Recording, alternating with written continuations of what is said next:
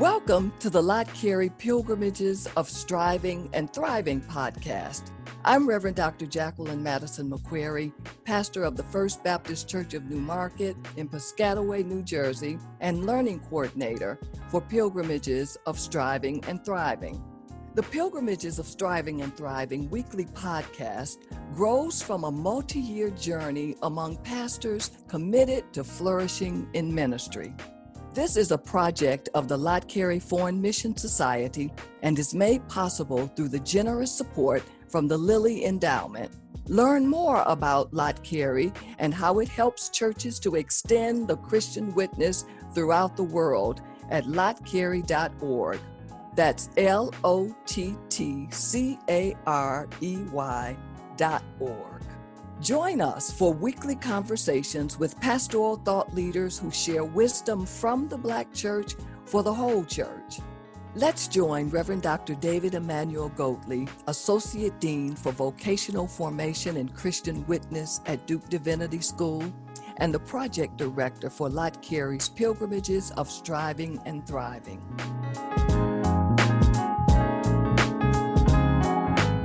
This week, he's in conversation with Reverend Dr. Roz Nichols, organizing pastor of Freedom's Chapel Christian Church in Memphis, Tennessee.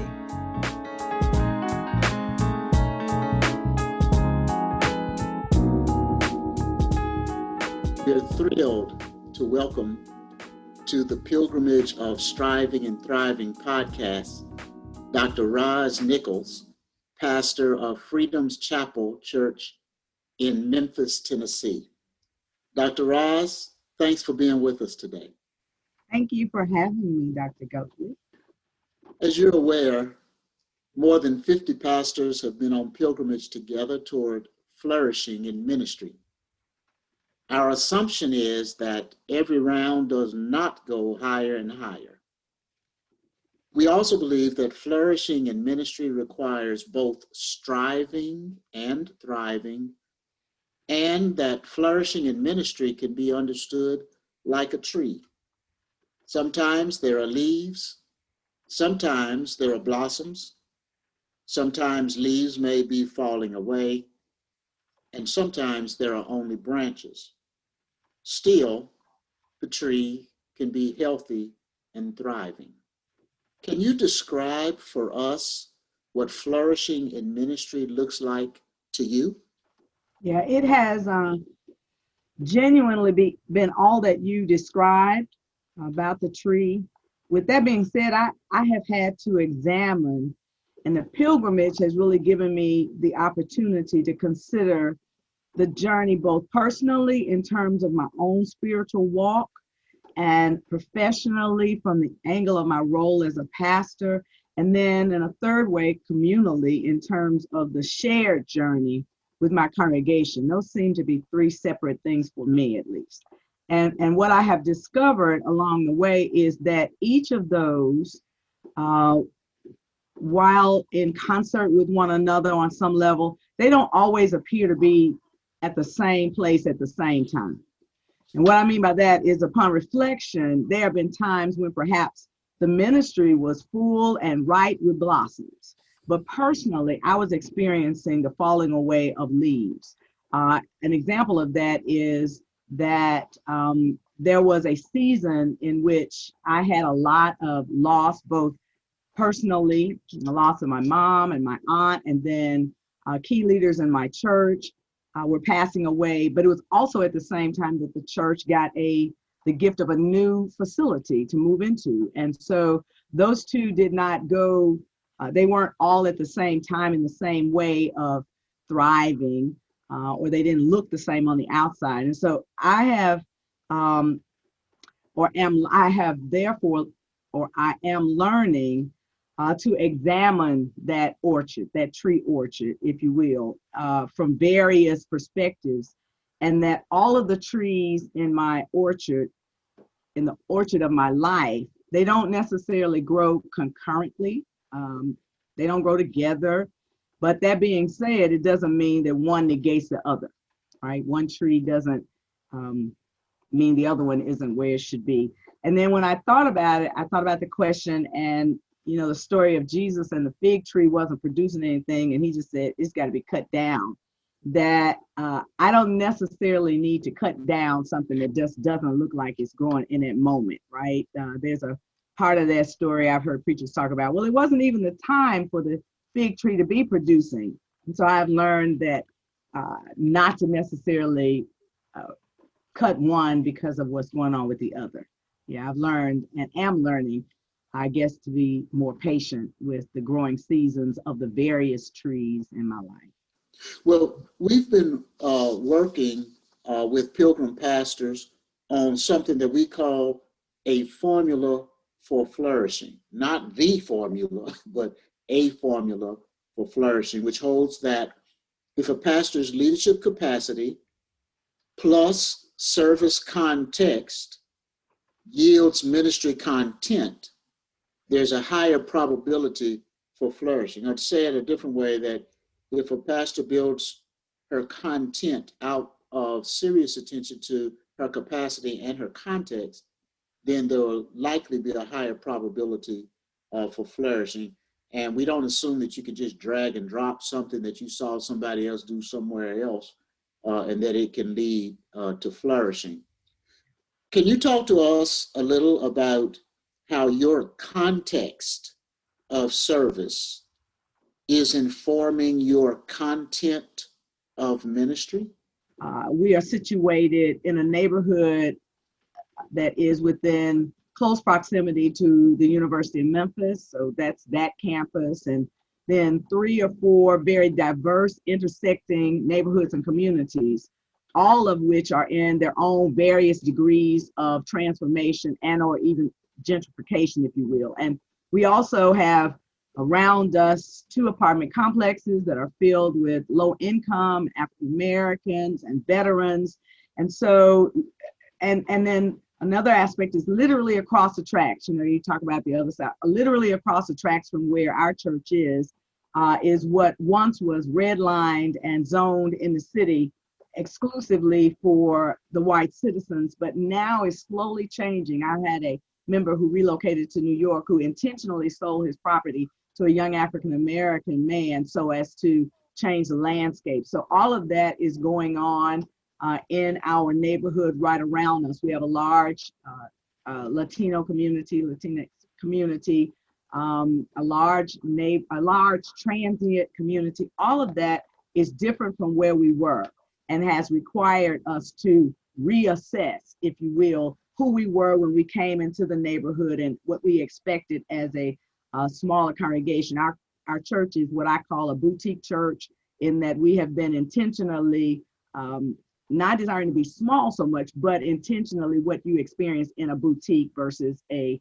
big box store, if you will, that we are working to be relational in one-on-one kind of ways, and figuring out how to do that in the larger landscape of where we are now and have been for the last 6 years has been both a blessing and a challenge, some of which is because of where we are located versus where we were. So what we are currently doing as a result of this pilgrimage is some asset mapping, is asking ourselves, what do we have in our hands, and then being more concentrated on what do we see around us. The building that we currently are in, the apartment complex, were once built to serve each other and now no longer do that. The church, a Lutheran church, built the church and the apartment complex with the goal that the seniors would be able to literally walk out and come into the church building. We don't have that relationship currently, not with the same intentionality, but we're beginning now, 6 years in, now that we know that we're in this space and settling in like a plant that finally gets settled in its new pot. We're beginning to look around, and instead of expecting people to come to us, we're looking at how we can be available to others, born out of our content and capacity. So for instance, we have always had a social justice spirit in the life of our church. I came in as one connected to the issue of domestic violence. And so there's always been this thrust of how do you help folks on the edge? That really is a part of us. So we look at our complex behind us, and the towers are filled with veterans who have mental health issues and substance abuse issues, all of which are part of who we are. So now what we have to do is be intentional about availing our resources to them and finding out how they want to utilize the resources that we have. So I guess that's just one example. We use our building, housing, homelessness is a major issue in our area. And so we partner with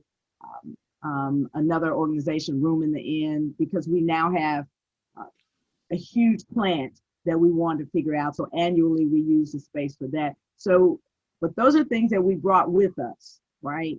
But what we are doing now, again, is looking at what we as a relatively small congregation with a backdrop of all these larger resources around us can one-on-one do to help people. We are in the process of discovering our gifts as well as the gifts around us and learning how to be intentional about reaching out as opposed to expecting people to reach in. Well, it sounds like you're really pursuing what some people call an asset-based approach. That's right. To your context, rather than seeing problems and deficits. It sounds like you even talked about after you talked about the apartment complexes and, even some of the social demographics, which some people who are situated differently would see that as a problem to attack. You talked about these resources for us to, I guess in my word would be resources to give you opportunity to bear good and faithful witness to Jesus in the world. Yes. And I for transparency's sake, we've not always approached it from that.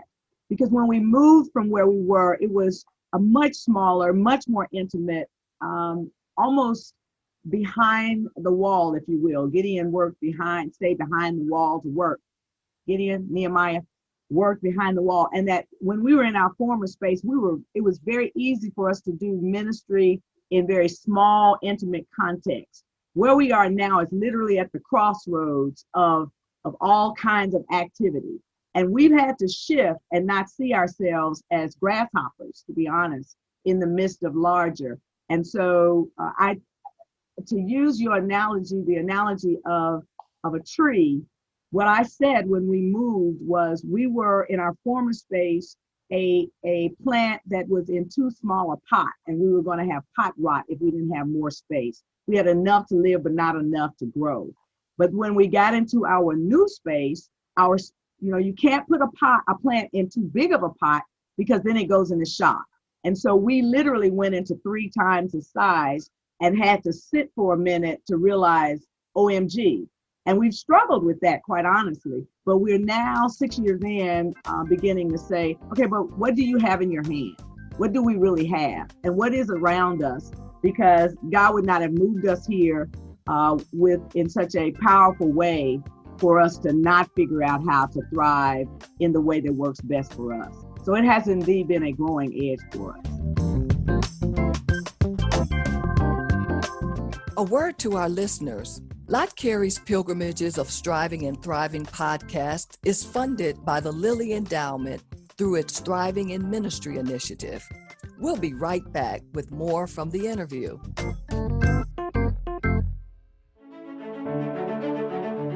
Since 1897, the Lott Carey Global Christian Missional Community has helped churches to extend the Christian witness around the world through prayer partnership, financial support, and technical assistance. We come alongside indigenously led communities to support ministries of evangelism, compassion, empowerment, and advocacy. Together, we are touching lives with transforming love. You can invest in churches, schools, clinics, and more throughout the world. Visit us at lottcarey.org. That's LottCarey.org. Thanks for your partnership in this ministry.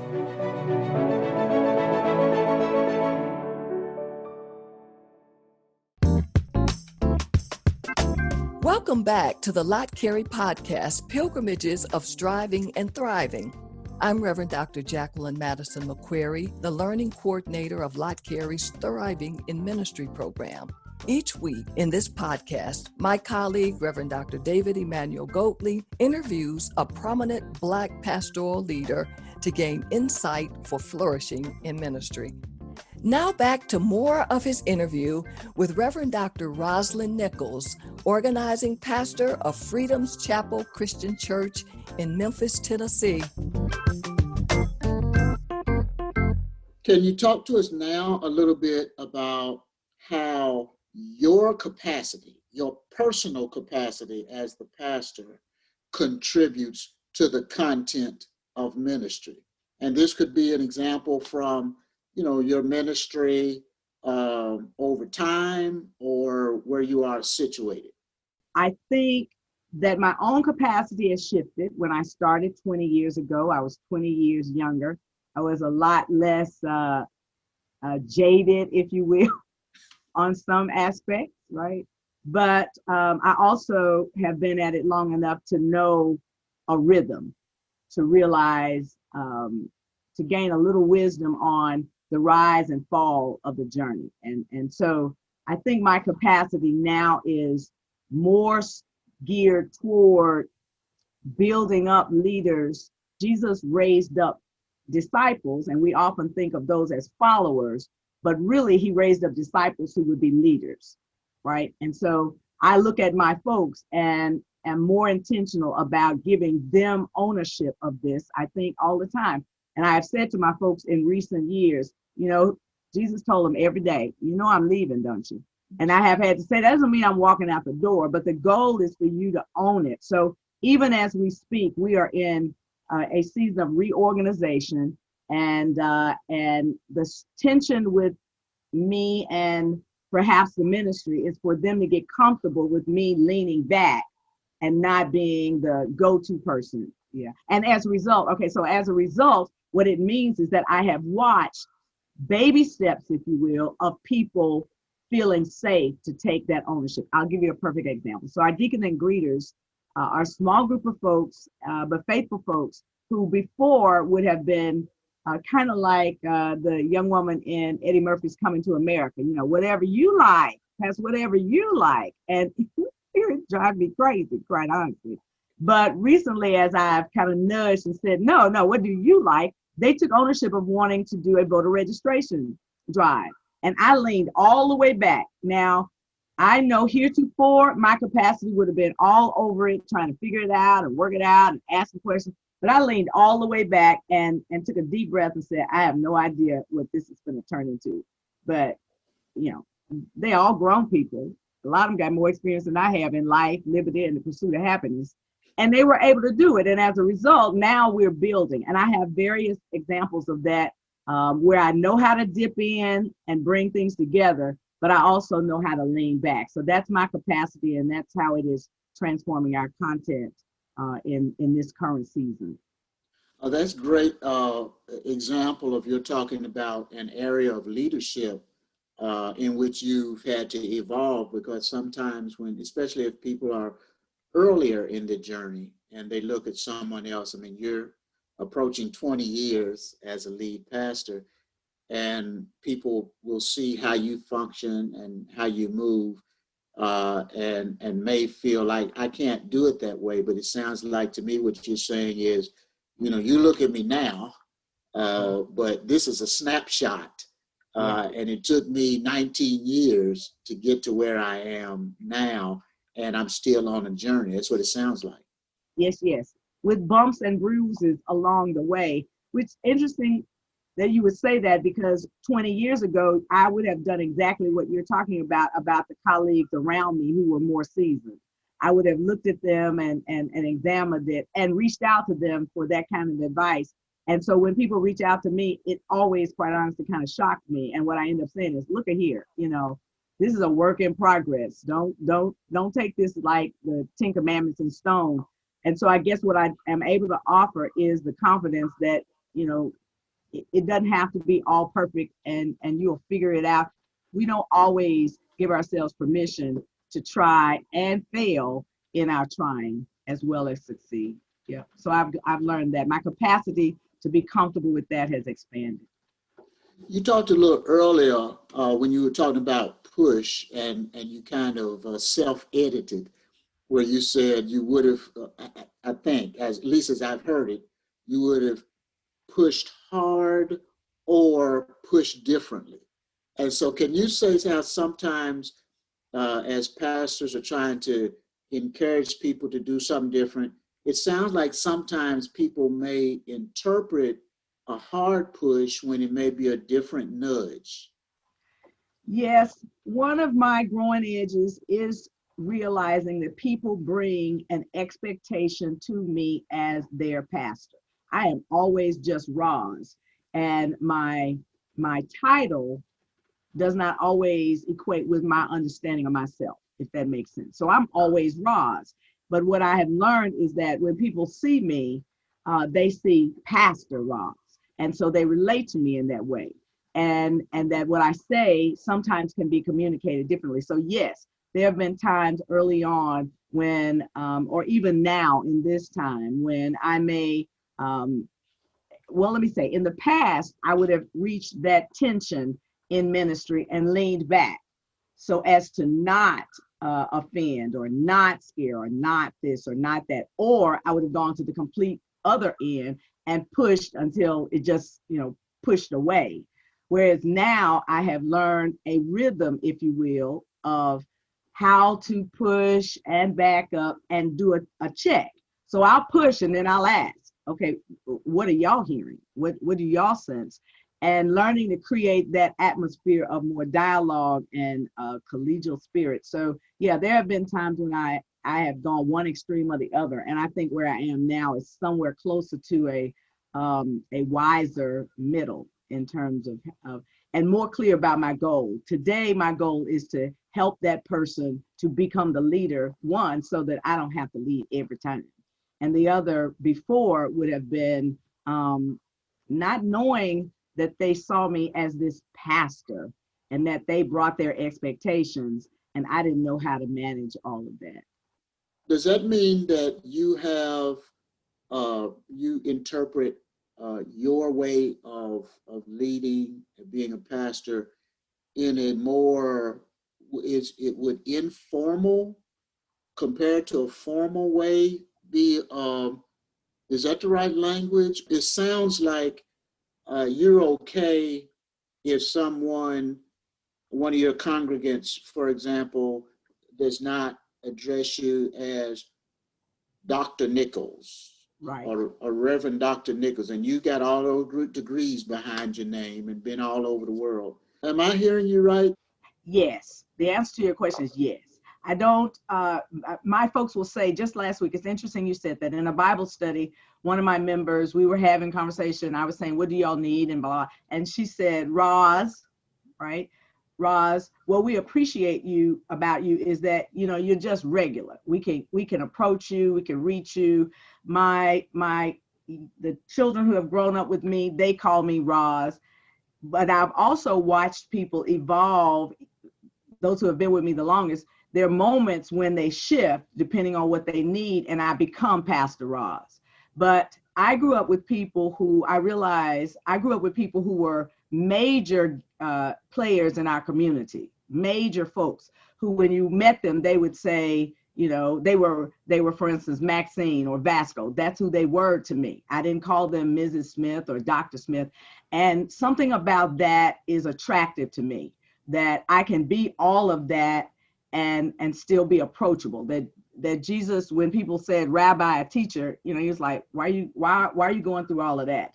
And so, yes, that, and yet I've also, with colleagues in ministry who are far more formal, who have said things to me like, you're going to teach them to respect you, because I do know that as a woman in ministry, sometimes that does not work to my benefit in terms of respect and honoring who I am, so that when I do have to assert myself as I is the pastor, that it sometimes throws people off. I'll give you an example. I had a gentleman who was interested in joining the church. I have an assistant who I ordained. He's been with me now 17 years. And he is a father and a husband and 7 feet tall. And so this gentleman called me to say, he was interested in joining the church, but he had to talk to my assistant. And I said, why are you talking to him? And I was just curious. I didn't really think about anything. I just thought maybe that, guys to guys. And he said, well, I need to see if he's all right with me joining. And it just kind of floored me. My mouth fell off. I said, well, you got to ask him what he said. And before I knew it, the first and only time in my ministry, I said, whose name is on the outside of that building? Right.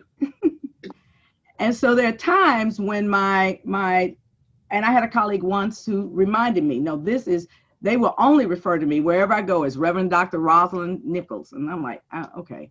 So I yield to it when it's necessary, but in the context of me and ministry at my church, yes, if folks call me Roz, but they respect the fact that I'm the pastor of the church, and figuring out how we all work that out is really organic in my place. I've told them I don't eat off of paper plates. I is the pastor. And if I was black male Baptist preacher, you'd give me a plate and a piece of chicken. So there are times when I create space, but it's not around titles and stuff. Yeah. It's more relational, probably.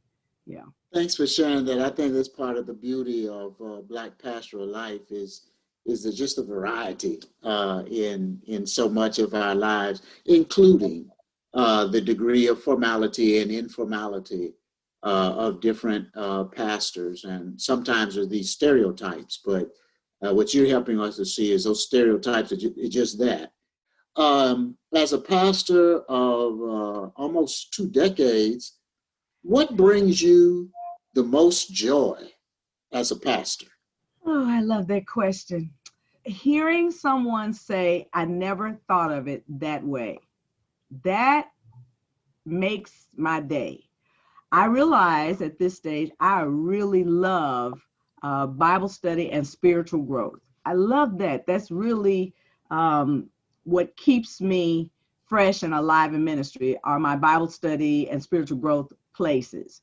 And when people say, yeah, I never thought of it that way, that's like fertilizer on my spiritual soil.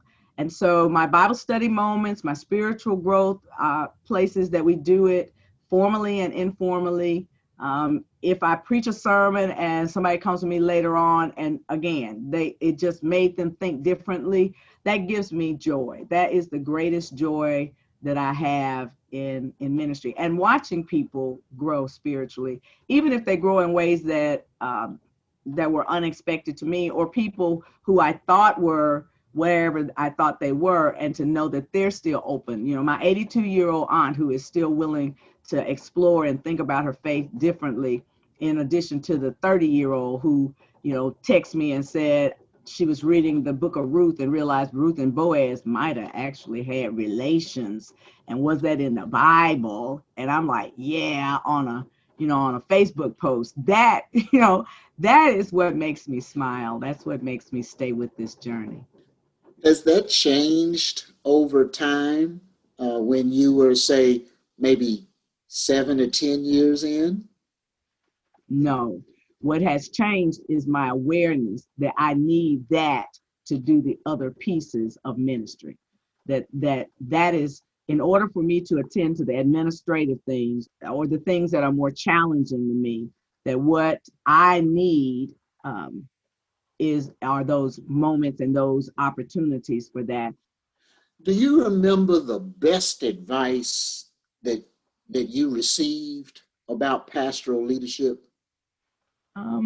Yes, and it relates to when we first planted Freedom's Chapel.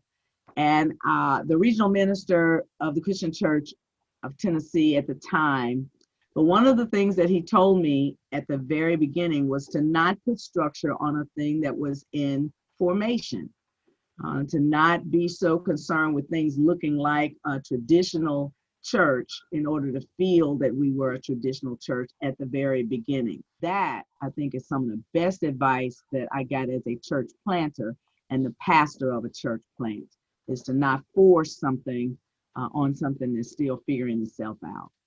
Can you think of one or two things that you've learned that may be different for people to be aware of if they are an organizing pastor or a pastor who's in a church plant compared to a pastor who is called to an existing congregation? Yes.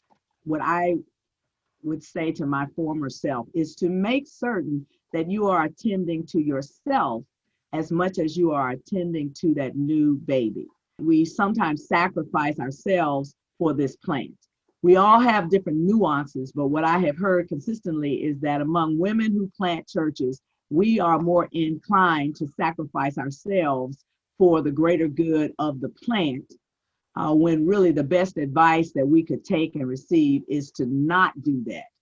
It goes back to put the oxygen mask on yourself and all of those kind of things, sleep when the baby sleeps. All of those kind of examples are important, that are different from people who go into existing churches where certain things, certain packages and certain arrangements around pastoral leadership already exist.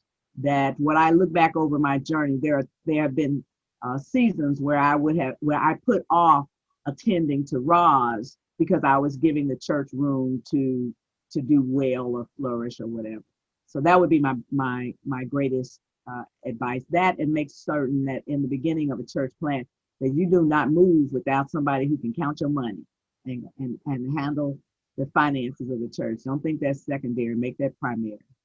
We've had a wonderful conversation with Dr. Roz Nichols, the pastor of Freedom's Chapel Christian Church. It's a part of the Disciples family, and she's in Memphis, Tennessee. We're grateful for the generosity of your time and your wisdom, and thankful for your witness. Thanks for being with us on our Pilgrimage of Striving and Thriving podcast today. Thank you, Dr. Goley. This has indeed been a blessing, even just to reflect in this way and have this conversation. Thank you.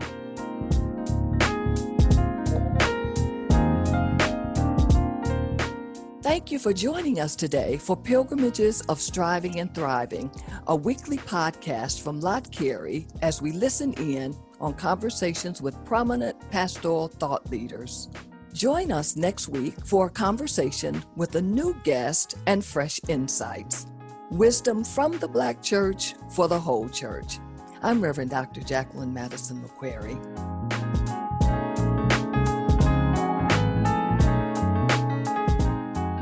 Pilgrimages of Striving and Thriving is produced in partnership with Good Faith Media. Music by Makita McQuarrie. Share the word with those who need to hear it.